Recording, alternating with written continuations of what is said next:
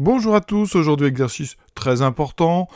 On va apprendre à utiliser la fameuse formule qui permet de calculer ce qu'on appelle un taux d'évolution, autrement appelé la variation relative. Donc pour ça, vous avez besoin d'une valeur initiale qu'on notera VI, d'une valeur finale qu'on notera VF, et la question c'est de trouver justement quel est ce fameux taux qui permet de passer de VI à VF. La formule est très simple.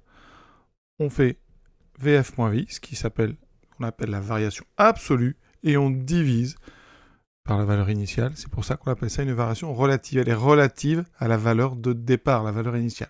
Et donc, plus simplement, on appelle ça un taux d'évolution. Si vous le voulez en pourcentage, qu'on fera dans cet exercice, eh bien on multiplie après par 100 et vous aurez comme ça un taux avec une lecture qui sera plus simple pour le grand public puisqu'elle sera en pourcentage. Donc on est parti avec un petit exercice simple.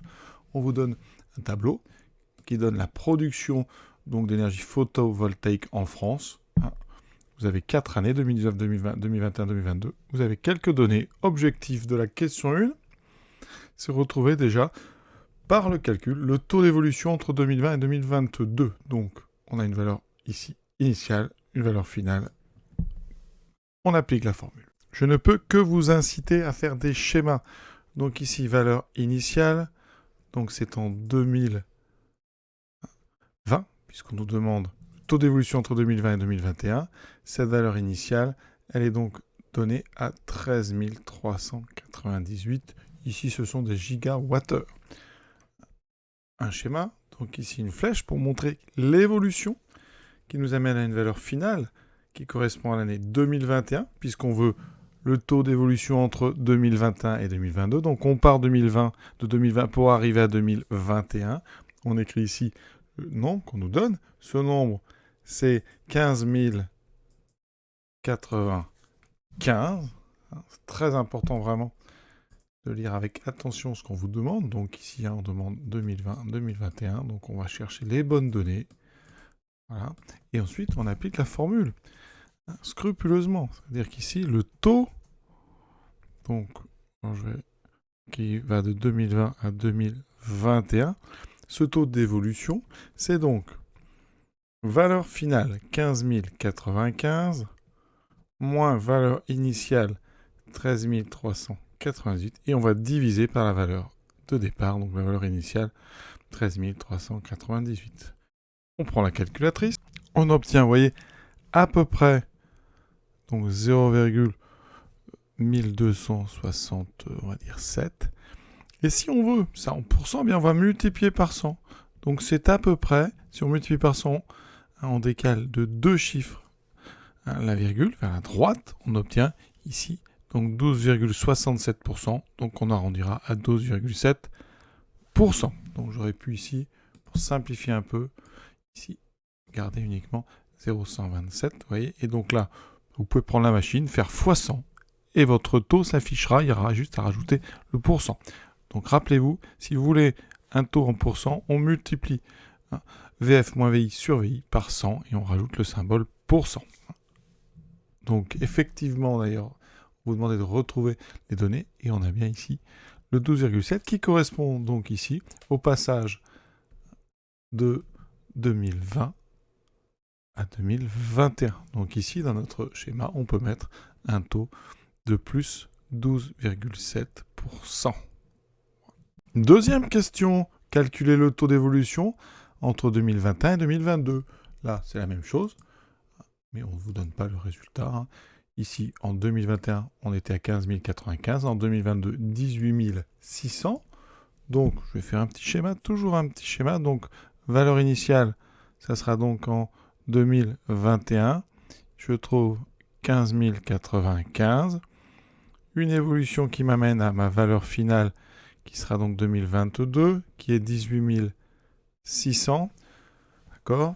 Donc, j'applique la formule, le taux, donc, entre 2021 et 2022, c'est donc la valeur finale, c'est-à-dire la valeur en 2022, 18 600, moins la valeur en 2021, 15 095, divisé par la valeur initiale de ma situation ici, c'est-à-dire 15 095. La calculatrice fera le reste. Je trouve 0,232.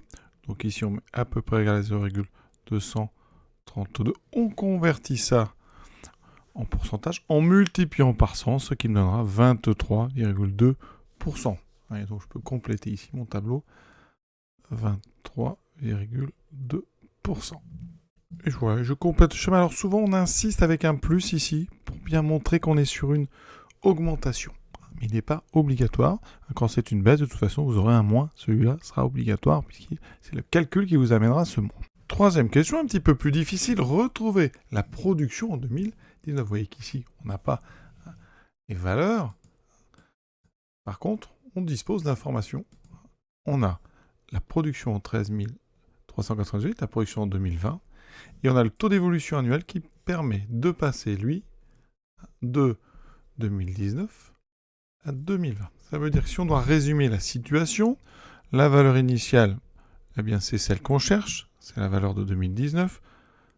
Elle nous donne une valeur finale ici qui est en 2020, qui correspond à 13 398. Et là, par contre, vous connaissez ici l'augmentation, qui est une augmentation, un taux d'évolution de 9,6%. Là, il s'agit d'utiliser une autre propriété. Parce que là, on a le taux d'évolution. On a donc ici une augmentation de 9,6%. Et bien, quand on a une augmentation de 9,6%, le cours nous dit qu'on a un coefficient multiplicateur, donc il va falloir multiplier par 1 plus 9,6 sur 100. Autrement dit, la valeur finale représente 109,6% de la valeur initiale. Cette multiplication, elle est tout simplement de 1,096. Alors je dis tout simplement parce qu'avec un peu d'habitude, vous allez tous y arriver. 1,096.